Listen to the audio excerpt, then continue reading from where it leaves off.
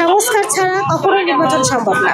আপনি যদি নির্বাচন আগে দেন, সংস্কার যদি না হয়, আবার সেই দেশের অবস্থা সে একই রকম থাকবে। আমি মনে করি কোনো সরকারকে 5 বছরের বেশি ক্ষমতায় থাকা উচিত না। ডক্টর ইউনূস স্যার আরও 5 বছর ক্ষমতায় থাকবে। আর আমরা ডাক্তার ইউনূসকে রাখার জন্য বলতেছি এই জন্য, উনি এর মধ্যে অনেকগুলো কর্মসূচি হাতে নিয়েছে। একটা মানুষ যখন কর্মসূচি হাতে নেয়, যখন সরকার সে একটা ক্ষমতায় থাকে, সেটা বাস্তবায়ন করার জন্য তাকে অন্তত সময় দেওয়া দরকার।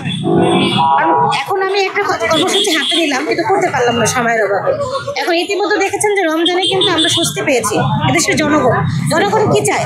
সে শান্তিতে খেতে পারবে, শান্তিতে থাকতে পারবে, তার আয়ের মধ্যে সে খেতে পারবে। এখন ইউনূস সরকার এর মধ্যে চিন্তিকে যুক্ত করে আমাদের কিন্তু এটা দিয়েছে। রমজানে মোটামুটি দ্রব্যমূল্য স্থিতি ছিল, আপনারা সবাই আমরা দেশবাসী জানি।